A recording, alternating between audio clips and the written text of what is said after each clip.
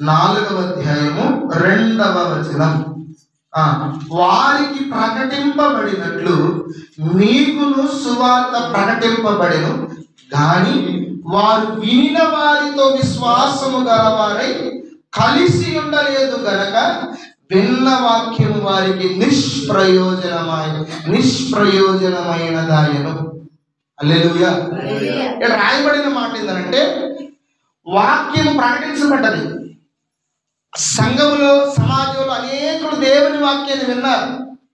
విన్న ఈ జనమందరూ ఏం చేశారంటే విన్న వాళ్ళతో కలిసి ఉండలేదు. అంటే మీకు ఏం చేయాలా? పొయ్యిలో కట్టెలు పెట్టారు. కట్టెలు ఏం చేస్తారు? ఒక పొయ్యి ఒక కట్టె మీద ఇంకో కట్టె పెడతారు. ఎందుకని? ఇవన్నీ కలిసి ఉంటే మంట బాగా మండింది. ఒక కట్టె ఇక్కడ, ఒక కట్టె అక్కడ, ఒక కట్టె ఇక్కడ పెడితే మండదు. సరి అయిన వేడి రాదు, సరి అయిన వేడి అందదు. ఆ కట్టెలన్నీ ఒకదాని మీద పెట్టి నిప్పంటిస్తే ఆ కట్టెలన్నీ కలిసి బాగా మండి ఒక కట్టె కలిసి ఇంకో కట్టెని, ఇంకో కట్టె, 2 కట్టెల్ని అలా మండిస్తూ ఉంటాయి. ఇప్పుడు మీరు దేవుని వాక్యాన్ని ప్రతి వారం మీరు వింటూ ఉన్నారు. ఇలా ప్రార్థన కూడికలు పెట్టినప్పుడు వింటూ ఉన్నారు. విన్న మీకు ఈ వాక్యము ప్రయోజనకరంగా మలచబడాలంటే మీరు విన్న వాళ్ళతో కలిసి ఉండాలి. హల్లెలూయా. ఎవరితో ఉండాలా? విన్న వాక్యం విన్న వారితో, విశ్వాసం కలిగిన వారితో, భక్తి కలిగిన వారితో కలిసి ఉండాలి. చూడండి, ఇక్కడ రాయబడిన మాట ఏంటంటే, వారికి సువార్త ప్రకటించబడింది, కానీ వినిన వారితో విశ్వాసము గలవారై కలిసి ఉండలేదనంట. వాక్యం విన్న తర్వాత మనం ఏం చేయాలి తెలుసా? వాక్యం వినే వాళ్ళతోనే కలిసి ఉండాలి, మందిరానికి వెళ్ళే వాళ్ళతోనే కలిసి ఉండాలి, భక్తిగా జీవించే వాళ్ళతోనే కలిసి ఉండాలి. వాళ్ళు ఎవరైనా, ఎంతటి వాళ్ళైనా, బంధువులైనా, స్నేహితులైనా, రక్త సంబంధికులైనా, అవసరమైతే మనకి కన్న బిడ్డలైనా, తోబుట్టులైనా సరే, వాళ్ళని మీరు చూసినప్పుడు, వాళ్ళని మీరు గమనిస్తున్నప్పుడు వీళ్ళు వాక్యం వినేవారా కాదా అని మీరు గమనించాలి. అప్పుడు మీరు వాళ్ళతో కలిసి సహవాసం చేయాలి. అప్పుడు ఏం తెలుసు సార్? వాడిలో వాక్యం ఉంది, నీలో వాక్యం ఉంది. ఇద్దరు కలిస్తే మీలో దేవుడు గొప్ప కార్యాన్ని జరిగిస్తాడు. కట్టె మండుతుంది, ఈ కట్టె మండుతుంది, ఇంకా ఈ 2 కట్టెలు కలిసి బాగా మండించబడింది. మీరేం తెలుసా? విన్న వారితో విశ్వాసము కలిగిన వారై విన్న మీరుండాలి. లోకస్తులతో కాదు, లోక సంబంధికులతో కాదు. ఎవరితో ఉండాలి తెలుసా? వాక్యం విన్న వారితో కలిసి ఉండాలి. వీళ్ళు ఇశ్రాయేలు ప్రజలు వాళ్ళు ఏం చేశారంటే, వాక్యం వినేవాళ్ళు, మందిరానికి వచ్చేవాళ్ళు, ఆరాధన చేసేవాళ్ళు, ప్రభువును స్తుతించేవాళ్ళు, కానుకలు ఇచ్చేవాళ్ళు, బాగా కన్నీరు విడిచి ప్రార్థన చేసేవాళ్ళు, చక్కగా పాటలు పాడే వీళ్ళు ఇక్కడ ప్రకటించబడుతున్న వాక్యం నిష్ప్రయోజనం అంట, పనికిరానిది అయిపోయిందంట వాళ్ళకి. ఎందుకనంటే ఈ వాక్యం విని మందిరాన్ని విడిచి వెళ్ళిపోయిన తర్వాత వాళ్ళు ఎవరితో కలిసి ఉండలేదు తెలుసా? వాళ్ళు మందిరానికి వచ్చే వాళ్ళతో, విశ్వాసులతో, వాక్యం వినే వాళ్ళతో కలిసి ఉండలేదు. హల్లెలూయా. ట్రైన్ చూశారు కదా, ముందు ఏముంటది? ఇంజన్, ఆ తర్వాత భోగి, ఆ తర్వాత ఒక భోగి ఏం చేస్తుందంటే లింక్ చేసుకుని ఉంటుంది, కానీ నడిపించేదంతా ఇంజిన్ అనేది విశ్వాసం. మీరందరూ విశ్వాసులుగా ఒకరితో ఒకరు కనవేసుకుని ఉంటే ఒకరితో ఒక లింక్ పెట్టుకోవాలి. విన్న వాక్యం విన్న వారితోనే మందిరానికి, వాళ్ళతోనే సహవాసం, వాళ్ళతోనే మాటలు. వాళ్ళు ఏం చేస్తారు తెలుసా?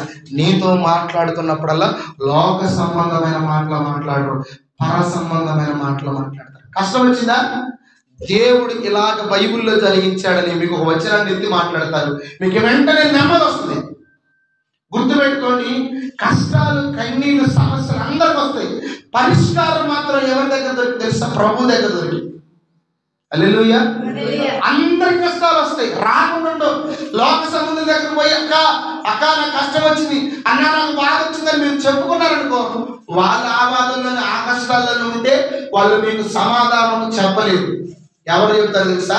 ఈ కష్టాల గుండా వెళ్ళిన క్రైస్తవ బిడ్డలు చెప్తారు.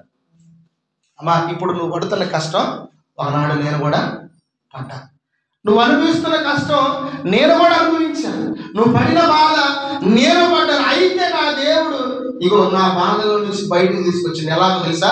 ఒక యోగులా, ఒక యోసేపులా, ఒక దానియేలులా, ఒక దావీదులా, ఒక యేసు ప్రభు దేవునిలా.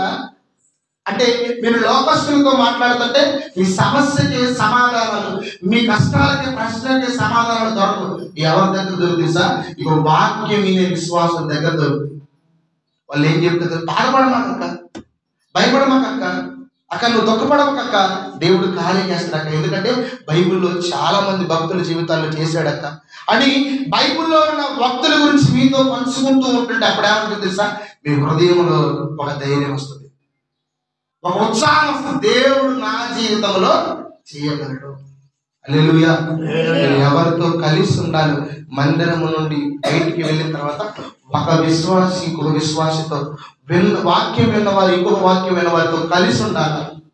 మీరు ఎవరితో ఉంటున్నారో ఒకసారి అర్థం చేసుకోండి. ఇక్కడ నుంచి మేము 11:30కి వెళ్ళిపోయాను కదా.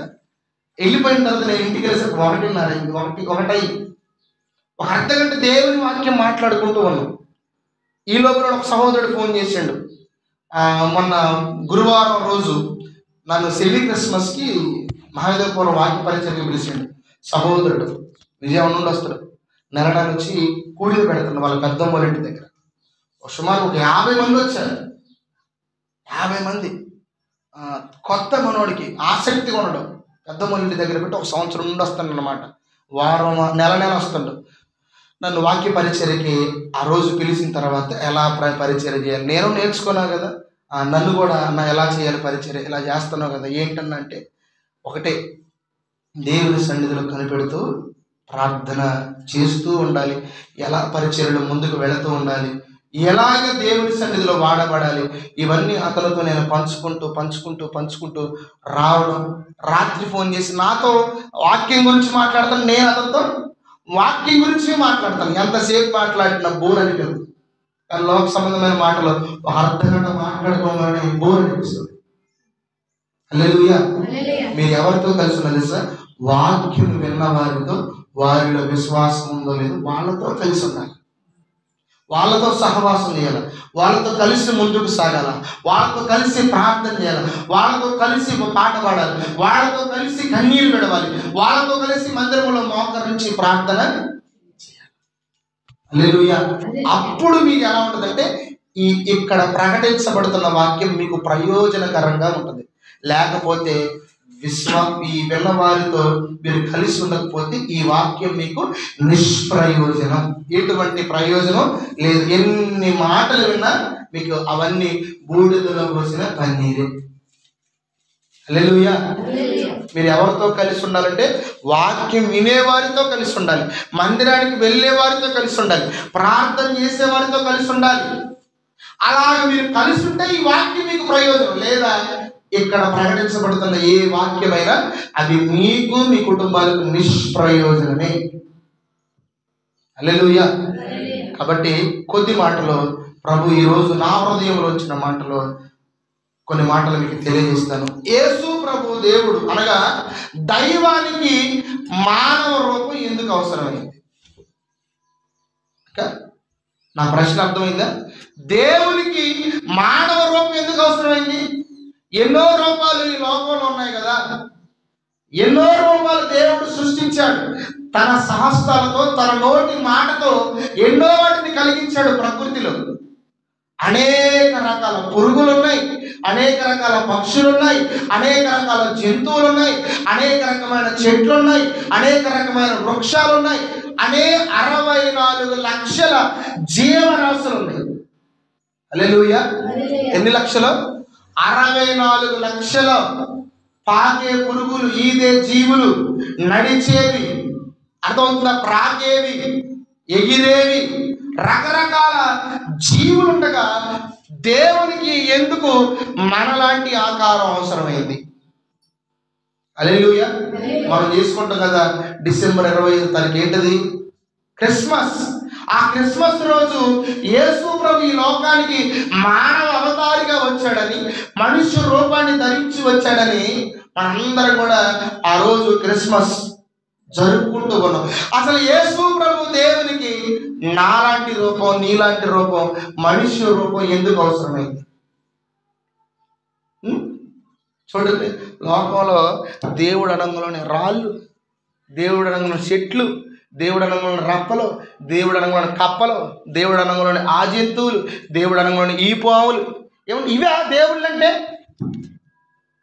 హల్లెలూయా. అసలు అర్థమైందా? దేవుడికి ఎందుకు మానవ రూపమే అవసరమైంది? హల్లెలూయా. సరే, పందికి వచ్చాడు అనుకుంటా, ఉంచుకుంటాం మన ఇంట్లో, చిచి పో అంటాం, అవునా? ఎందుకని? అది బురదలో పడింది. పాము వచ్చింది అనుకో, ఏం చేస్తాం? కొట్టి చంపుతూ, భయం, అమ్మో ఇంట్లోకి పాము వచ్చింది, ఇంట్లోకి పాము వచ్చింది. సరే, ఎత్తు వచ్చింది అనుకో, ఏం చేస్తాం? ఇంట్లో ఉంచుకుంటావా? అమ్మ దీన్ని ఎడమేపుతాం మేము. వచ్చింది అనుకో, దాన్ని ఉంచుకోగలుగుతావా? పక్షుల రూపాలు వస్తే ఉంచుకోగలుగుతావా? జంతువు రూపాలు వస్తే ఉంచుకోగలుగుతావా? పురుగుల రూపాలు వస్తే ఉంచుకోగలుగుతావా? చెట్ల రూపాలు వస్తే ఉంచుకోగలుగుతావా? రాళ్ళ రూపాలు వస్తే ఉంచుకోగలుగుతావా? దేవుని ఎందుకు తెలుసా? ఆయనకి మన రూపం ఎందుకు అవసరమని తెలుసా? ఆ దైవానికి మానవ రూపం, ఆ యేసు ప్రభు దేవుడు ఎందుకు మనిషిలాగా ఈ లోకానికి రావాల్సిన అవసరత ఏర్పడది? ఎన్నో రకాల ఆకారాలు, ఎన్నో రకాల జీవులు, ఎన్నో రకాల జంతువులు, ఎన్నో రకాల పక్షులు ఉండగా ఎందుకు యేసు ప్రభు మనిషిగా ఈ లోకానికి వచ్చారు? ఈరోజు మనం తెలుసుకోవాలి. హల్లెలూయా. ఈరోజు మనం తెలుసుకోవాలి. ఎవరైనా సరే నిన్ను ప్రశ్న అడిగితే ఈరోజు నువ్వు సమాధానం చెప్పేటట్లు ఉండాలి. యేసు ప్రభు దేవుడు అనేవాడు నాలాంటి ఆకారముతోనే వచ్చాడు, అనగా 2 చేతులు, 2 కాళ్ళు, ఒక ముక్కు, నోరు, కళ్ళు, ఇలాగే నా శరీరం ఎలా ఉండదో అలాంటి దేహముతోనే యేసు ప్రభు లోకానికి వచ్చాడు. కానీ చాలామంది దేవుళ్ళు, దేవతలు అనుకున్నాడు, దేవుళ్ళు అనుకున్నాడు, రకరకాల ఆకారాలు, రకరకాల ఆకారాలు, 4 తలలు, 10 తలలు, ఏంది అసలు? ఇవి దేవుళ్ళ? దేవుళ్ళని పిలవచ్చా? యేసు ప్రభు ఎందుకు ఆయనకి మనలాంటి దేహం అవసరమైందో ఒకసారి యోహాను రాస్తూ తన సువార్తలో చూడండి. యోహాను సువార్త 1వ అధ్యాయము 14వ వాక్యాన్ని చదువుదాం. వాక్యము శరీరధారి అయి కృపా సత్య సంపూర్ణంగా మన మధ్యన నివసించే. చాలు రాయబడిన మాట ఏంటో తెలుసా? ఆ వాక్యము అనగా యేసు క్రీస్తు శరీరధారి అయి, అంటే నీలాంటి నాలాంటి దేహాన్ని ధరించుకొని తినాలి. అవంతిక మంచి కూర్చోవాలి దేవుని సన్నిధి. నీలాంటి నాలాంటి శరీరాన్ని ధరించుకొని కృపా సత్య సంపూర్ణుడిగా మన మధ్య నివసించను. ఆ దేవునికి మనలాంటి రక్త మాంసాలు ఎందుకు అవసరమైనా తెలుసా? నీ నా మధ్యలో నివసించడానికి. హల్లెలూయా. మన మధ్యలో నివాసం చేయాలంటే దేవునికి మానవ రూపం అవసరం. అవునా కదా? నీ కడుపున పుట్టిన కొడుకు కుక్కలాగా పుట్టింది అనుకోండి, ఉంచుకుంటారా? ఒక జంతువులాగా పుడితే, ఒక పక్షిలాగా పుడితే, లేదు నీలాంటి ఆకారం లేకుండా వింతగా పుడితే మన మధ్య ఉంచుకోలేము. దేవుడు అనే వ్యక్తి కూడా, దేవుడు అనే దైవం కూడా మానవ ఆకారముతో ఎందుకు వచ్చాడంటే నీ మధ్య నా మధ్య ఉండడానికి. యేసు ప్రభు అంట శరీరధారి అయి మనలాంటి శరీరాన్ని ధరించి నీలాంటి నాలాంటి రక్త మాంసములు ధరించడానికి కారణం ఏంటి తెలుసా? మొట్టమొదటిగా నీ మధ్య నివసించాలి. హల్లెలూయా. నీతో కలిసి నివాసం చేయాలి. కానీ లోకం ఎంత వింతగా ఉందో చూడండి. తల్లిగా శరీరధారి అయిన వ్యక్తి కావాలి, అక్కగా శరీరం ఉన్న వ్యక్తి కావాలి, తండ్రిగా శరీరం ఉన్న వ్యక్తి కావాలి, భార్యగా శరీరం ఉన్న వ్యక్తి కావాలి. దేవుడు వచ్చేసరికి రాళ్ళు రప్పలు కావాలి. హల్లెలూయా. అసలు బుర్ర ఉందంటారా? తల్లిగా ఒక రాయిని పెట్టుకుంటాడా? తండ్రిగా ఒక చెట్టుని పెట్టుకుంటాడా? అక్కగా ఒక పురుగుని పెట్టుకుంటాడా? తమ్ముడిగా ఏదైనా పక్షిని పెట్టుకుంటాడు? పెట్టుకోడు. ఇలాంటి ఆకారం నాలాంటి ఆకారం ఉంటేనే పెట్టుకుంటా. అవునా కదా? ఇప్పుడు నేనున్నా, ఇదిగో మా నాన్న అంటే ఆ చెట్టుని చూపెడితే నేను ఒప్పుకుంటానా? మా నాన్న అంటే నాలాంటి ఆకారం ఉండాలి, అంటే నాలాంటి శరీరాకృతి ఉండాలి, నాకున్న చెవులు, చేతులు, కాళ్ళు, ముక్కు, నోరు, కళ్ళు అన్నీ ఉండాలి. ఉంటేనే లోకం చూసారా, అన్నిటికీ తనలాంటి ఆకారం కావాలి. చెల్లిగా ఉండాలన్నా, అక్కగా ఉండాలన్నా, తమ్ముడిగా ఉండాలన్నా, అన్నగా ఉండాలన్నా, నాన్నగా ఉండాలన్నా, అమ్మగా, అన్నిటికీ ఆకారం, ఈ రక్త మాంసము కలిగిన ఆకారము కావాలి. కానీ దేవుడు అనేసరికేనండి మనుషులు ఎంత పిచ్చిగా ఆలోచన చేస్తున్నారు. దేవుడు అనగా పొట్ట చూస్తున్నారు, దేవుడు అనగా కప్పలు చూస్తున్నారు, దేవుడు అనగా పాములు చూస్తున్నారు, దేవుడు అనగా పురుగులు చూస్తున్నారు, దేవుడు అనగా చెట్లు చూస్తున్నారు, దేవుడు అనగా ఏంటిది? మనిషికి ఏమైపోయింది? దేవుడు అంటే నీ నా ఆకారం కలిగి ఉండాల్సిందే. హల్లెలూయా. నీలాంటి నాలాంటి ఆకారమైన కలిగి ఉన్నాడు యేసు ప్రభు. దేవుడు ఎందుకు ఈ లోకానికి నీలాంటి నాలాంటి ఆకారంతో వచ్చాడు తెలుసా? నీ మధ్య, నీ కుటుంబంలో నివసించడానికి. హల్లెలూయా. ఒక పురుగుగా వస్తే ఇంట్లో ఉంచు, ఒక పాముగా వస్తే ఇంట్లో ఉంచు, ఒక కప్పగా వస్తే ఇంట్లో ఉంచు, ఒక జంతువుగా వస్తే ఇంట్లో ఉంచు, ఒక మొక్కగా వస్తే ఇంట్లో ఉంచు, ఒక రాయిగా వస్తే ఇంట్లో ఉంచు. అదే ఒక మనిషిగా వస్తే ఇంట్లో ఉంచుకోవాలి. ఆయనతో స్నేహం చేస్తావా, చేయవా? ఆయనతో కలిసి ఉండడానికి ఇష్టపడతావా, ఇష్టపడవా? అందుకని యేసు ప్రభు నీలాంటి నాలాంటి రక్త మాంసములు కలిగిన దేహాన్ని ధరించి వచ్చాడు. హల్లెలూయా. అడిగితే మీరు చెప్పాల్సిన విషయం ఏంటి తెలుసా? ఎందుకు యేసు ప్రభుకి నీలాంటి నేలాంటి దేహం అనగా దైవానికి మానవ దేహం ఎందుకు అవసరమైందంటే నీతో కలిసి నివసించాలా, నీతో కలిసి ఆయన ఉండాలా, నీతో కలిసి ఆయన నడవాలా, నీతో కలిసి సహవాసం చేయాలా. నీ బాధలో, నీ కష్టములో, నీ శ్రమలో, నీ దుఃఖములో, నీ వేదనలో ఆయన నీకు ఓదార్పునివ్వాలంటే నీలాంటి మనిషి ఉండాలి. స్నేహితుడు మనిషే, శత్రువు మనిషే. కానీ దైవం వచ్చేసరికి రకరకాలేని 33 కోట్ల విన్నాక 33 కోట్లు ఉన్నాయండి దేవతల దేవుడు. మనిషి ఆకారం ఒక్కటి. చూసారు, యేసు ప్రభు ఎందుకు మానవ అవతారికి వచ్చాడంటే నీతో కలిసి నివాసం. రాయనంలో ఏం చేస్తావు? ఏడవ పెడతావు, కడతావు, ఒకటి పోతే పోతా, లేకపోతే లేదు. చెట్టు రంగులోనే దానికి వేస్తావు పెయింట్లు, దాని చుట్టూ ఏదో కడతావు, దానికి ఏదో కట్టి వస్తావు. అవునే కదా? దేవుడు అనగా ఆయన ఈ లోకానికి శరీరధారిగా ఎందుకు వచ్చాడంటే నీతో కలిసి ఉండాలి. ఎంత గొప్ప దేవుడు అంటే ఆయన. బైబిల్ సెలవిస్తుందంటే తెలుసా? ఫిలిప్పీ పత్రికలో ఆయన గురించి రాయబడిన మాటలు ఎంత అద్భుతంగా ఉంటాయో చూడండి ఒకసారి. ఫిలిప్పీలకు రాసిన పత్రికలో పౌలు ఫిలిప్పీ పత్రికలో 2వ అధ్యాయములో ఆయన రాసుకున్న మాట చూడండి. 6వ వచనములో ఆయన దేవుని స్వరూపము కలిగిన వాడై ఉండి దేవునితో సమానముగా ఉండుట విడిచిపెట్టకూడదు వాక్యమని ఎంచుకొనలేదు, కానీ మనుష్యుల పోలిక పుట్టి దాసుని స్వరూపమును ధరించుకొని తన్ను తానే రిక్తునిగా చేసుకొనెను. మరియు ఆయన ఆకారమందు మనుష్యునిగా కనబడి మరణము పొందునంతగా, అనగా శిలువ మరణము పొందునంతగా విధేయత చూపిన వాడి తన్ను తాను తగ్గించి. ఆ రాయబడవాడు తెలుసా? దేవుడిగా ఉంట విడిచిపెట్టకూడని భాగ్యం అని ఎంచుకోలేదు. నువ్వు దేవుడిగా ఉంటావా? నువ్వు నరుల మధ్యలోకి వెళ్తావంటే నేను మనుష్యుల మధ్యలోకి వెళ్ళడానికే ఇష్టపడతాను. హల్లెలూయా. ఎవరైనా ఉంటారు చెప్పండి? నువ్వు దేవుడిగా ఉంటావా? నరులతో నివాసం చేస్తావంటే అయ్యా నేను సృష్టించిన నరుల మధ్యనే నేను ఉండడానికి ఇష్టపడతాను. ఆయన ఎంత తగ్గించుకుంటూ చూసినా మనుష్యుడిగా ఆయన ఆకారం మనలాంటి ఆకారం తెలుసుకున్నాడంట. రాయబడిన మాటలు చూడండి. అసలు విడిచిపెట్టకూడని భాగ్యమని వదిలేసిండు. నాకు అవసరం లేదు ఈ దేవత్వం. పరలోకం నుండి ఆయన దైవత్వాన్ని విడిచి దీనునిగా, దాసుడిగా నీ కోసం, నా కోసం రక్త మాంసములు కలిగిన దేహాన్ని ఎందుకు ధరించాడు తెలుసా? నేను నా ప్రజల మధ్య నివాసం ఉండాలి, వాళ్ళతో కలిసి నేను ఉండాలి, వాళ్ళతో కలిసి నడవాలి, వాళ్ళతో కలిసి నేను బ్రతకాలి. ఆ రాయబడిన మాట తెలుసా? మనుష్యుల పోలికగా పుట్టి. హల్లెలూయా. ఆ మహిమోన్నతుడైన దేవునికి మనుష్యుల ఆకారం, మనిషి ఆకారం, మనుష్యుల పోలికగా పుట్టి దాసుని స్వరూపము ధరించుకొని తనట తగ్గించుకున్నాడట. ఆ దేవుడు తనను తాను తగ్గించుకొని మానవుడయ్యాడు. ఆ దేవుడు తనను తాను తగ్గించుకొని మనిషి అయ్యాడు.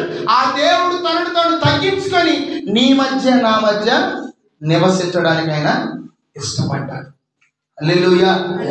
ఎవరైనా అడిగితే మీరేం చెప్పలేదు సమాధానం? ఎందుకు యేసు ప్రభు దేవునికి, దైవానికి మానవ దేహం ఎందుకు అవసరమైందంటే నీతో కలిసి నాతో కలిసి నివాసము చేయడానికి, ఈ లోకానికి రావడానికి ఆయనకు మానవ దేహం అవసరమైంది. హల్లెలూయా. ఎందుకు? మొదటి మాట, మన మధ్య నివసించుటకు ఆయనకి రక్త మాంసములు అనగా ఈ శరీరము, ఈ యొక్క స్వరూపము ఆయనకి అవసరమైంది. రెండవదిగా మన పరిశుద్ధ గ్రంథం చూస్తే కొలస్సీ పత్రికలో 1వ అధ్యాయం 22వ వాక్యం.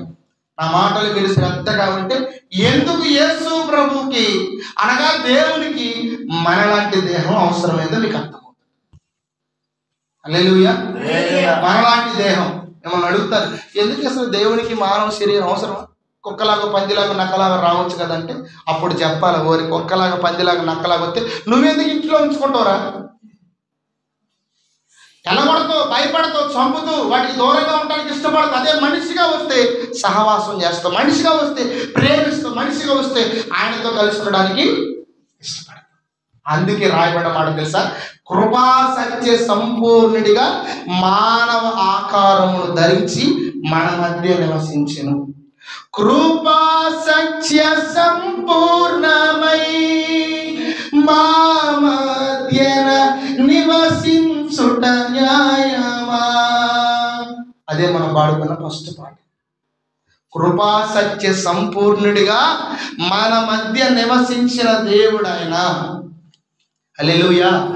అందుకేనండి దేవునికి మానవ శరీరం అవసరమైంది. లోకం పిచ్చిగా మారిపోయింది. అన్నిటికీ బొమ్మ చేసుకుంటాడు. పెళ్ళి రాయి చేసుకుంటా చెప్పండి? పురుగులు చేసుకుంటాడా? ఏ జంతువులను పెళ్లి చేసుకుంటాడా చెప్పండి? ఏ పక్షికైనా జన్మనిస్తారా? ఏ పురుగుకైనా కండానికి ఇష్టపడతారు? ఏ పురుగులైనా? కానీ దేవుడి దగ్గరకు వచ్చేసరికి ఎడిపోతుంది సమాజం. దేవుడు అనుకునే రకరకాల రూపాల్లో చూస్తున్నారు, కానీ దేవుడు అంటాడు నిన్ను చూస్తే నన్ను చూసుకున్నట్లే. అందుకే అంటాడు అనమాట, ఆదికాండం 1వ అధ్యాయంలో తన పోలికగా నరుని తయారు చేసినట్టుగా, తన పోలికగా నరుని నిర్మించి ఆదాముని చూస్తే దేవుడిని చూసినట్టు ఉంటుంది, నిన్ను నన్ను చూస్తే దేవుడిని చూసినట్టే ఉంటుందండి. హల్లెలూయా. ఆదాముని తయారు చేసినప్పుడు ఏం చేసింది తెలుసా? ఈ జగత్తుకి రూపం అంతా ఇచ్చేసిండు. ఈ జగత్తులన్నిటికీ రూపాలు ఇచ్చేసిండు. చెట్లకి, పక్షులకి, జంతువులకి, పురుగులకి, జలచరాలకి, చేపలకి, మొసలకి, అన్నిటికీ రూపాలు ఇచ్చిండు. కానీ మనిషి రూపం ఏది? మనిషికి ఏ రూపాన్ని ఇవ్వాలి? మనిషిని ఎలా తయారు చేయాలనుకునే దేవుడికి ఒక ఆలోచన ఏమొచ్చింది తెలుసా? నాలాగా నేను తయారు చేయాలి. ఆదాముని ఎలా తయారు చేసింది తెలుసా? తనను తాను అద్దంలో చూసుకుంటూ. దేవుడు ఎంత గొప్ప దేవుడు అండి. మనిషిని ఎలా తయారు చేశాడు తెలుసా? తనను తాను ఒక అద్దంలో చూసుకుంటూ తయారు చేశాడు. నెమలిని అలా కాదు, పక్షులు అలా కాదు, చిలకలు అలా కాదు, పావురాలు అలా కాదు, కోళ్ళు అలా కాదు, కుక్కలు అలా కాదు. వాటికి ఊహగా దేవుడు వాటిని సృష్టించాడే. కానీ మనిషి దగ్గరకు వచ్చేసరికి ఏం చేశాడు తెలుసా? తనలాంటి రూపం ఉండాలి. హల్లెలూయా. మీరేమనుకుంటారు? నా కొడుకు నల్లగా ఉండాలనుకుంటారా? మీరు తెల్లగుంటే నా కొడుకు నాకంటే తెల్లగా ఉంటారు. నేను అందంగా ఉంటే నా కొడుకు నాకంటే ఇంకాస్త అందంగా. మీకంటే మీరే ఇలాగ ఆలోచన చేస్తే మరి దేవుడు ఎంత గొప్పగా ఆలోచన చేయాలండి. హల్లెలూయా. ఆయనకి మానవ శరీరం ఎందుకు అవసరమైందనంటే నీతో నాతో కలిసి నివసించడానికి, ఇమ్మానుయేలు దేవుడై మనతో ఉండడానికి, మనతో సహవాసము చేయడానికి, మన కష్ట సుఖాలలో పాలుపంపులు పొందడానికి. హల్లెలూయా. అందుకేనండి ఆ దేవునికి మనలాంటి రక్త మాంసములు అవసరమైంది. రెండవదిగా కొలస్సీ పత్రిక 1:22లో చూడండి, తన సన్నిధిని పరిశుద్ధులుగాను నిర్దోషులుగాను నిరపరాధులుగా నిలవబెట్టుటకు ఆయన మాంసాయుక్తమైన దేహమందు మరణము వలన ఇప్పుడు మమ్మను సమాధానపరిచాడు. హల్లెలూయా. ఆయనకి రక్త మాంసములు అనగా మనలాంటి శరీరము దేవునికి ఎందుకు అవసరమైనది అంటే ఆ రాయబడిన మాట 3 మాటలు ఏమో తెలుసా? మనల్ని పరిశుద్ధులుగా చేయడానికి, నిర్దోషులుగా చేయడానికి, నిరపరాధులుగా చేయడానికి. హల్లెలూయా. నిన్ను నన్ను పరిశుద్ధులుగా, నిన్ను నన్ను నిర్దోషులుగా, నిన్ను నన్ను నిరపరాధులుగా. ఏ అపరాధము వాళ్ళలో లేదు, ఇలాంటి తప్పు చేయలేదు, వాళ్ళు పవిత్రులు, నిర్దోషులు. హల్లెలూయా. చూసారా, దైవానికి మానవ దేహం ఎందుకు అవసరమైందంటే నిన్ను పరిశుద్ధపరచాలి, నిన్ను పవిత్రపరచాలి, నిన్ను నిర్దోషులుగా చేయాలి, నిన్ను నిరపరాధులుగా చేయాలి. ఎందుకంటే మన మీద మనం చేసుకున్న తప్పుల్ని, పాపములను, అతిక్రమములను బట్టి మనమందరము అపవిత్రులం అయిపోయాం, మనమందరము దోషులం అయిపోయాం, మనమందరం కూడా అపరాధులము. హల్లెలూయా. దేవుడు ఎంత గొప్ప దేవుడో చూడండి. ఆయనే శిక్ష వేశాడు, ఆ శిక్షను ఆయనే భరించాడు. ఒక జరిగిన సంఘటన, తండ్రి ఏమో జడ్జి, కొడుకేమో ఒకానొక సమయంలో నేరం చేసి పట్టుబడ్డాడు. పోలీసులు పట్టుకొని వచ్చారు, జైల్లో వేసిన తర్వాత ఆయన కోర్టుకు హాజరుపరిచాడు. ఇక్కడ తీర్పు తీర్చాల్సింది తండ్రిగా జడ్జి తండ్రి, నేరస్తుడు కొడుకు. ఏం చేస్తారు చెప్పండి? ఏం చేయాలి చెప్పండి? ఏం చేయాలి? ఒక పక్కన కన్న ప్రేమ, మరొక పక్కనేమో తన కర్తవ్యం. తన కర్తవ్యాన్ని నిర్వర్తించాలా? కన్న ప్రేమకి ఏం చేయాలి అర్థం కావట్లేదు తండ్రికి. కొడుకేమో దొంగ వచ్చిండు, అక్కడేమో బోర్డులో దొంగగా కొడుకు నిలబడ్డు, ఇక్కడ తండ్రిగా జడ్జి అన్నాడు. తండ్రిగా ప్రేమ ఆయన కాపాడాలనుకుంటుంది, జడ్జిగా చేసిన తప్పుకు శిక్షించాలి. ఈ రెండింటి మధ్య మదన పడిపోతుంది తండ్రి. ఏం చేయాలా? నేను జడ్జిని, నా కొడుకునే విడిచిపెడితే, కన్న ప్రేమను వాడిని వదిలిపెడితే సమాజం అంతా నన్ను తప్పుగా భావిస్తుంది. నేనేం చేయాలా? ఏం చేసింది తెలుసండి? కొడుకుకి ఒక డ్రెస్ ఇవ్వమని చెప్పిండు, ఒక నెంబర్ ఇవ్వండి అనగానే 202 అనే నెంబర్ ఇచ్చారు. ఒక 10 రోజుల తర్వాత మరలా కోర్టుకు తీసుకొని రమ్మని చెప్పిండు. మరలా 10 రోజులు జైల్లో ఉంచి 10 రోజుల తర్వాత మరలా కోర్టుకు హాజరుపరిచారు. కోర్టుకు హాజరుపరిచిన ఆ సమయంలో తండ్రి ఒక నిర్ణయం తీసేసుకున్నాడు. 10 రోజులు ఎంతో బాధపడ్డాడు. ఒక పక్కనే కన్న ప్రేమ, మరొక పక్కన కర్తవ్యం. ఒక పక్కన కన్న ప్రేమ, మరొక పక్కన కర్తవ్యం. వారిని నేను కాపాడాలి, శిక్షించాలి. ఒకటే డిసైడ్ అయిపోయాడు. తెల్లవారితే ఉరిదీస్తారు కొడుకుని, ఒకటే ఫిక్స్ అయిపోయాడు. గబగబా కొడుకు దగ్గరికి వెళ్ళిపోయిన తర్వాత కొడుకు ఏం చేసినట్టే, తనకేదో పని ఉండి అక్కడే జైల్లోనే తను బాత్రూంలోకి వెళ్ళి ఇక ఈ చివరి రోజని దుఃఖపడుతూ, ఏడుస్తూ, బాధపడుతున్న సమయంలో అతను విడిచి వెళ్ళిన వస్త్రాలు అక్కడే ఉన్నాయి. జడ్జి స్థానంలో ఉన్నా కదా, నేను వెళ్ళి అతను చూడాలి అంటే మరి జడ్జి గారు తీసుకెళ్తారు కదా. తీసుకెళ్ళిన తర్వాత జడ్జి బట్టలు ఇప్పేసి తన కొడుకు వస్త్రాలు వేసుకున్నాడు. తన కొడుకు స్థానంలో ఆ దొంగకి ఏవైతే వస్త్రాలు ఇచ్చారో ఆ వస్త్రాలు వేసుకున్నాడో ఈ వస్త్రాలను పారేసాడు. ఈ వస్త్రాలు ఏం చేసిందంటే పక్కన పెట్టేశాడు. పక్కన పెట్టిన తర్వాత గబగబా పోలీసులు వచ్చారు. పోలీసులకి ఏం తెలుసు? ఆ రాత్రి వేళ ఉరి తీసే సమయం ఉన్నది జడ్జా కొడుకు అని. వెంటనే ఏం చేసింది తెలుసా? రాటో మొహానికి ముసుగేశారు. మొహానికి ముసుగేసి ఈ జడ్జిని పట్టుకొని పోతున్నారు. ఈయనేమి జడ్జి, వాళ్ళు ఏమనుకున్నారంటే తప్పు చేసిన ఖైదీ అనుకుంటున్నారు, కొడుకు అనుకున్నారు. జడ్జి పట్టుకున్నారు, తీసుకుని వెళ్ళారు, ఉరి తీశారు. చనిపోయిండు. తననేమో చుట్టు సముద్రంలో పారవేశారు. ఈ కొడుకు ఆ తర్వాత ఒక అర్ధగంట తర్వాత బయటకు వచ్చేసి చూసారు తన వస్త్రాలు లేదు. తన తండ్రి వస్త్రాలను కూడా దాని మీద పేరు రాసి కూడా ఉంది. అయ్యో, నేను బ్రతకడానికి నా స్థానంలో నా తండ్రి నా తప్పుని నా తండ్రి తన మీద వేసుకొని తన ప్రేమని ఇలాగ వ్యక్తపరిచిందని ఆ రోజు నుండి కొడుకు ఎంత కుమిలిపోయి ఏడుస్తుండే. ఎందుకంటే తను చేసిన తప్పుకి శిక్ష పడాలి, తన అపరాధానికి శిక్ష పడాలి, తన అపవిత్రతకు శిక్ష పడాలి. కానీ తండ్రి ఏం చేసిన సార్, ఒక పక్కన కాపాడాలి, ఒక పక్కన శిక్షించాలి, ఒక పక్కన వదిలిపెట్టకూడదు. ఏం చేసి తెలుసా, ఈ తప్పంతటికి కారణము కన్నది నేనే కాబట్టి నేను వాడి స్థానంలోకి వెళ్ళి వాడిని కాపాడి నేను ఉరికమ్మ వెక్కాలని ఫిక్స్ అయిపోయాడు. ఆ రాజుడు అలాగే వెళ్ళిపోయాడు, ఆ కొడుకు వస్త్రాలు వేసుకున్నాడు, ఉరికమ్మ వెక్కిండు, ఇతన్ని శిక్ష నుండి తప్పించేసి. హల్లెలూయా. యేసు ప్రభు ఎందుకు మానవ దేహం అవసరమైందంటే ఇలాగే మన పరిస్థితులు ఉన్నాయి, ఇలాగే మన బ్రతుకులు ఉన్నాయి.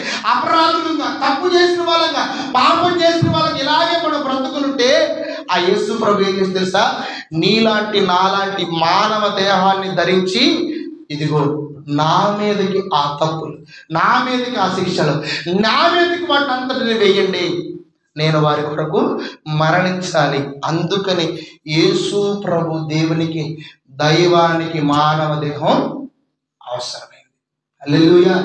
కానీ మనం వింటున్న ఈ పురాణాలు, యుద్ధాలు, రాజ్యాలు ఏందండి అసలు? దేవుడంటే ఈయన, తాను సృష్టించిన ప్రజల జీవితాలు నాశనం అయిపోయి పాతాళానికి వెళ్ళిపోయి వాళ్ళ బ్రతుకులు ఆగమైపోతాయేమని ఆయన వేదనతో మానవ దేహాన్ని ధరించి వచ్చాడు. మనం వింటున్న దేవుళ్ళు వాడితో యుద్ధం, వీడితో యుద్ధం, వాడితో యుద్ధం, వీడితో యుద్ధం, యుద్ధాలు చేసుకునే వాళ్ళ, రాజ్యాన్ని ఆక్రమించుకునే వాళ్ళ, అది ఇదని వెంపర్లాడే వాళ్ళ. ఒకసారి మనకు అర్థమవుతుందా ఎంత గొప్ప దేవుడండి? ఆయన మానవ రూపిగా రావడానికి కారణము ప్రజలందరినీ తన సన్నిధిలో నిలబెట్టుకోవాలి. ఎలాగో తెలుసా, నిర్దోషులుగా, పవిత్రులుగా, ఏ తప్పు లేని వాళ్ళుగా ఆయన చేయాలి. అంటే ఆయనకి ఈ మానవ దేహం అవసరమే. ఎలాగ తండ్రి కొడుకు స్థానంలోకి వెళ్ళి మరణించి అతని మీద శిక్ష లేకుండా చేశాడో, ఈరోజు యేసు ప్రభు మానవ దేహాన్ని ధరించి మన మీద ఉన్న అపరాధాలను ఆయన మీద వేసుకుంటాడు, మన మీద ఉన్న శిక్షని ఆయన మీద వేసుకుంటాడు, మన మీద ఉన్న తప్పుల్ని ఆయన మీద వేసుకున్నాడు. హల్లెలూయా. ఓం ఫట్ అంటే పొయ్యే కాదు, అగా ఇటు తిప్పిపోయే కాదయ్యి, చిన్నతనం నుండి నరనరాలు ఇమిడిపోయి చేసుకుంటూ వస్తున్నాయి.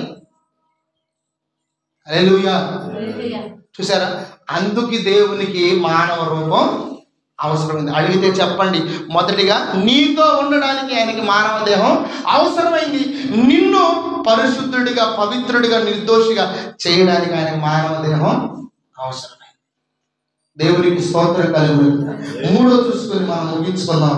హెబ్రీ పత్రిక 2వ అధ్యాయము 14వ వచనం. హెబ్రీయులకు రాసిన పత్రిక 2వ అధ్యాయము 14వ వచనాన్ని చదువుకుందాం.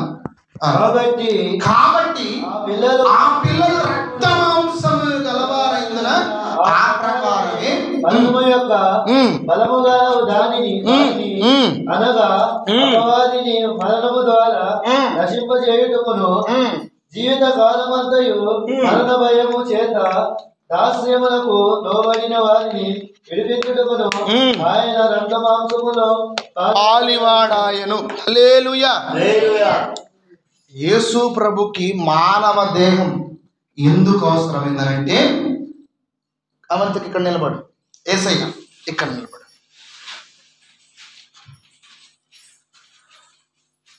ఇక్కడ నిలబడు. ఈయన అపవాది అనుకోండి. ఈయనెవరు? అపవాది. ఈయన యేసు.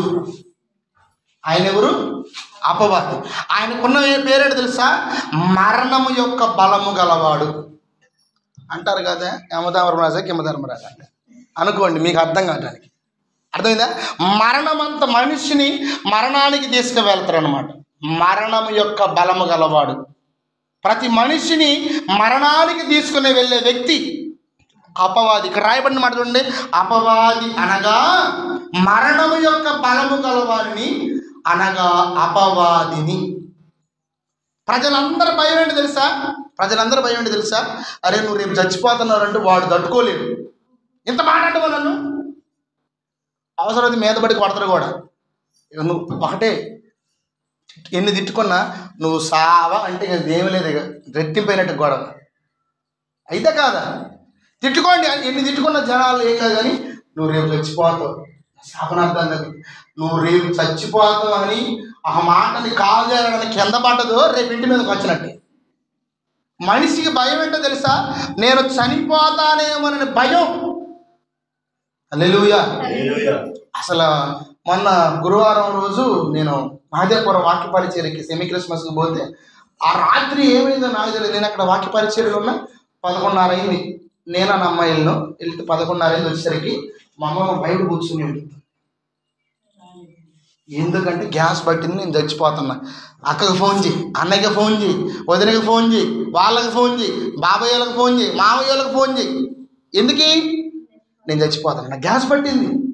అసలు ఏం లేదు, వాడిని టెన్షన్ పెట్టి అది తెచ్చిండు, మందు తెచ్చిండంట, అది తెచ్చిండు, ఏదో మన అన్నీ తాగింది.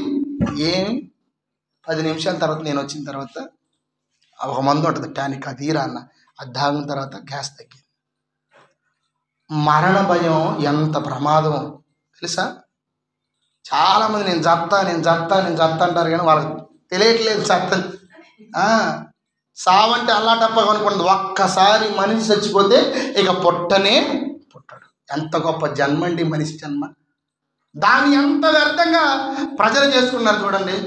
ఎంత గొప్ప జన్మ దేవుడు మనిషి జన్మ ఇవ్వడం, ఎంత గొప్ప. నిజంగా దేవుడు తన ఆకారాన్ని మనకివ్వడు, తన పోలికను మనకివ్వడు, మన పోలికలో ఆయన దిగి రావడం.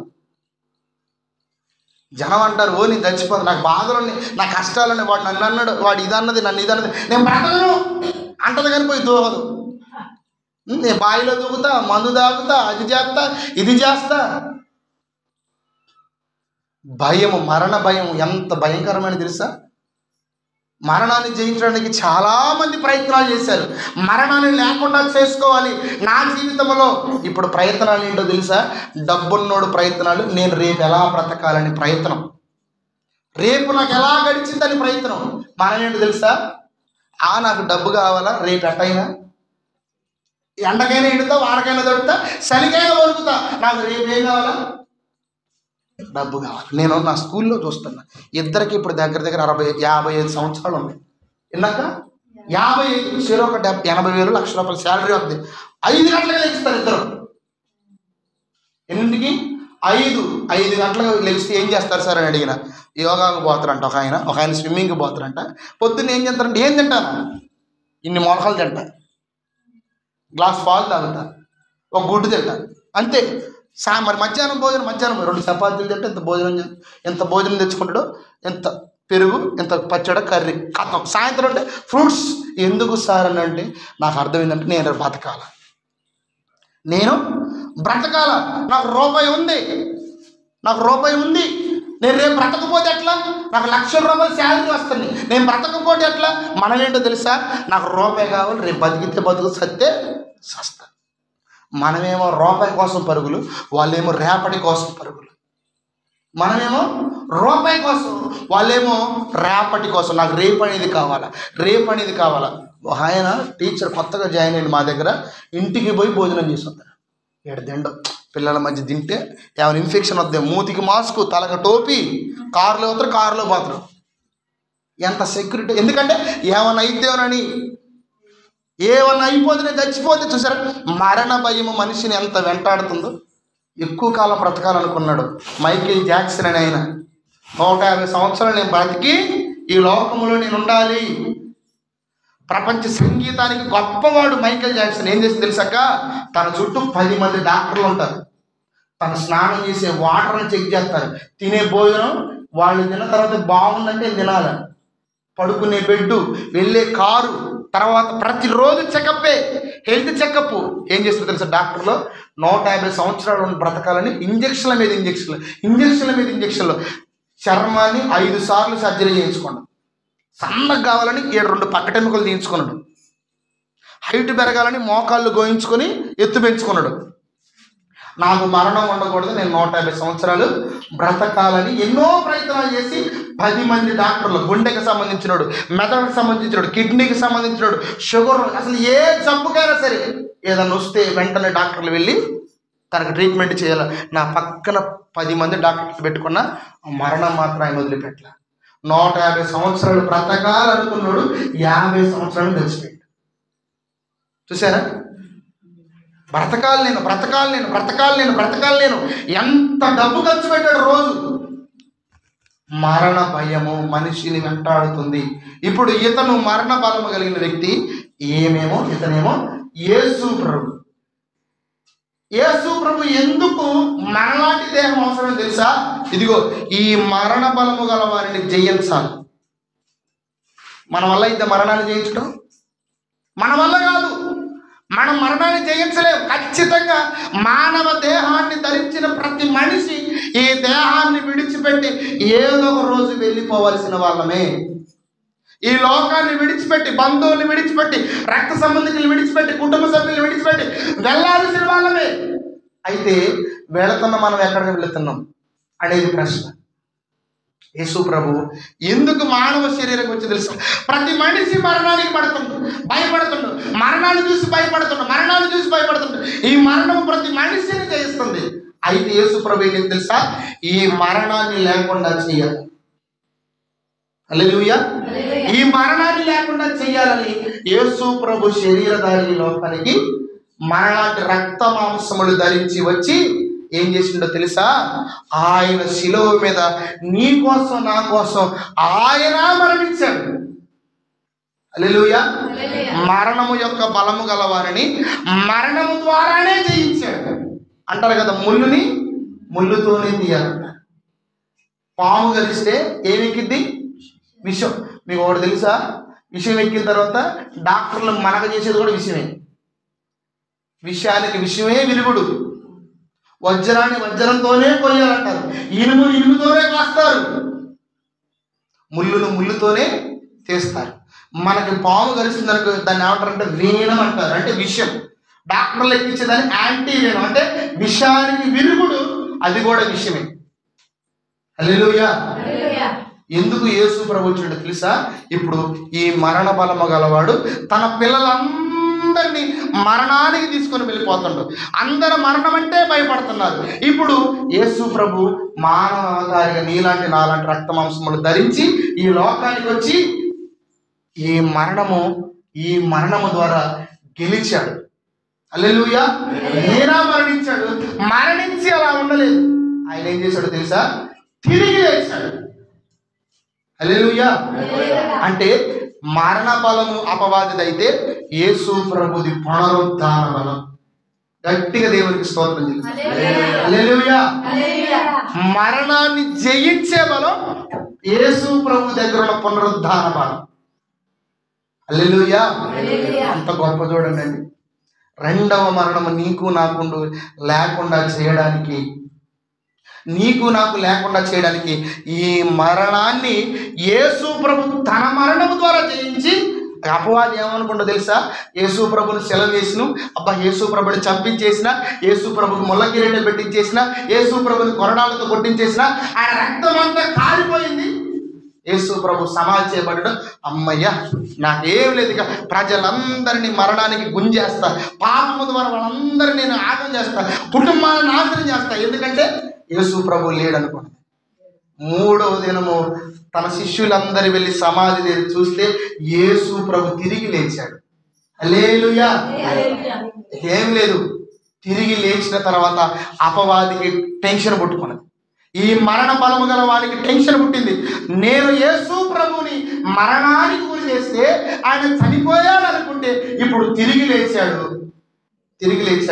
ఇప్పుడు ఈ మరణ బలము మీద యేసయ్యకి ఏ బలం ఉంది? పునరుద్ధాన బలం. అది నీకు నాకు ఇవ్వడానికి ఆయన ఇష్టపడుతున్న దేవుడు. హల్లెలూయా. ఎందుకు యేసు ప్రభు ఈ లోకానికి వచ్చాడు రక్త మాంసమును ధరించాలంటే మరణము లేకుండా చేయడానికి, నీకు పునరుద్ధాన బలాన్ని ఇవ్వడానికి. హల్లెలూయా. తండ్రి కొడుకులు ఇద్దరు కారులో వెళుతున్న సమయంలో, వర్షాకాల సమయంలో చెట్టు ఇరిగి కింద పడింది. చెట్టు ఇరిగి కింద పడంగానే వెంటనే కొడుకు దిగి అంటాడు, నాన్న నేను వెళ్ళి చెట్టుని పక్కగా నెడతాను, చెట్టుని పక్కగా నెట్టేస్తానంటే, సరే అసలు ఈ సంగతి చూద్దాం అనుకుంటా. పోయిండు, లేపుతుండు, నడుతుండు, కదలికలా లేపుతుండు. అప్పుడు నానేమంటారు, నీ శక్తినంతా కూడా తీసుకోరా, నీ బలమంతా కూడా తీసుకోరా, నువ్వు లేపగలుగుతురా, నువ్వు నెట్టగలుగుతారంటే నాన్న నా వల్ల కావట్లేదు నాన్న, నాకేం బలం ఉంది నాన్న. అరే నీ బలం నేను కాదా, నీ శక్తినంతా కూడా తీసుకోమంటే నీ శక్తి నేను కాదా, నన్ను పిలవా నువ్వు, నేను కూడా నీ బలాన్నే కదా, నేను కూడా నీ శక్తినే కదా, నేను అంటున్నాను కదా నీ బలమంతటి కూడా తీసుకోరా అంటున్నా కదా, నాన్న నాకు సహాయం చేయాలంటే అప్పుడు తండ్రి కొడుకులు ఇద్దరు కలిసి నన్ను ఏం చేశారు తెలుసా, ఆ చెట్టును పక్కగా నెట్టేశారు. దేవుడు నీకేం చేస్తాడు తెలుసా, యేసు ప్రభు మరణాన్ని జయించగల పునరుద్ధాన బలాన్ని నీకు ఇస్తాడు. హల్లెలూయా. ఆయన నమ్మినట్లయితే, ఆయన యందు విశ్వాసం ఉంచినట్లయితే, ఆయన మీద మనం ఆధారపడినట్లయితే, నిజముగా యేసు ప్రభు నా కోసం ఈ లోకానికి దిగి వచ్చాడని నువ్వు విశ్వసించగలిగినట్లయితే, నీకు ఒక రోజు నువ్వు మరణించిన మరలా తిరిగి లేచే పునరుద్ధాన బలాన్ని ఆయన నీకు ఇస్తాడు. హల్లెలూయా. ఈ లోకములో మరణిస్తున్న వాళ్ళ దగ్గర ఇది లేదు, ఇది లేదు. నీకు నాకు ఆయన పునరుద్ధాన బలాన్ని ఎప్పుడైతే నువ్వు బాప్తీసము తీసుకున్నావో అప్పుడే నా దేవుడు నీలో ప్రవేశపెట్టాడు. యేసుప్రభు ఎందుకు వచ్చాడు, శరీరధారికి ఎందుకు వచ్చాడు, రక్త మాంసములు ఎందుకు వచ్చాడంటే ఇదిగో ఈ మరణ బలము గల వారిని జయించడానికి ఆయన మరణము ద్వారా దీన్ని జయించి పునరుద్ధాన బలాన్ని నీకు నాకు ఇవ్వడానికి వచ్చాడు. హల్లెలూయా. దేవునికి స్తోత్రం. మూడు మాటలు ఎందుకు దైవానికి మానవ దేహం అవసరమైనది అంటే చెప్పాలి నాతో పాటు. ఒకటి, మన మధ్యలో నివసించడానికి. రెండు, నిన్ను నన్ను పవిత్రపరిచి నిర్దోషులుగా నిరపరాధులుగా చేయడానికి ఆయనకు మానవ దేహం అవసరమైంది. మూడవదిగా మరణ బలాన్ని నీలో లేకుండా పునరుద్ధాన బలాన్ని నీకు ఇచ్చి నిన్ను మరలా తిరిగి లేపడానికి, అందుకే మానవ అవతారి యేసు ప్రభు ఈ లోకానికి వచ్చాడు. దేవునికి స్తోత్రం కలుగును గాక. హల్లెలూయా. మూడు మాటలు ఎందుకు వచ్చాడనంటే నాతో నివసించడానికి, మా మధ్య నివసించడానికి ఆయనకి మానవ దేహం అవసరమైంది. నాతో కలిసి సహవాసము చేయడానికి ఆయనకు మానవ దేహం అవసరమైంది. లేదు వేరే రూపాలు వస్తే నేను ఉంచను, భయపడతాను, చంపుతాను, నెట్టేస్తాను, కొడతాను, ఏడుస్తాను అవసరమైతే వాటిని బట్టి. కానీ మానవ అవతారికి వచ్చి నాతో కలిసి ఉన్నాడు. రెండవదిగా నేను చేసిన పాపములను, తప్పులను, అపరాధములను, దోషములను అన్నిటినీ ఆయన రక్త మాంసములు ధరించిన దేహం మీద వేసుకొని నా స్థానంలోనికి వెళ్ళి ఆయన శిక్ష వేసుకుని నా కొరకు ఆయన మరణించాడు. మూడవదిగా దేని విషయమైతే నేను భయపడుతున్నానో, మరణం అంటే ఏ విషయమైతే నేను దిగులు చెందుతున్నానో ఆ మరణాన్ని లేకుండా చేసి పునరుద్ధాన బలాన్ని నాకు ఇవ్వడానికి వచ్చాడు. మూడు మాటలు. ఈ క్రిస్మస్, ఈ శుభవేళలో మనం జరుపుకునే పండుగలో ప్రతి ఒక్కరూ క్రిస్మస్ అంటే యేసయ్య ఈ లోకానికి మానవ ఆకారముగా రావడం, అనగా దైవము మానవ రూపేణ, మనుష్య రూపేణ నీలాంటి నాలాంటి ఆకారములు ధరించి ఎందుకు వచ్చాడనంటే ఈ మూడు కారణాలు. ఇంకా అనేకమైనవి దేవుని నుండి నేర్చుకోవడానికి ఇష్టపడదాం. దేవుడు అట్టి కృప నీకు నాకు అనుగ్రహించునుగాక.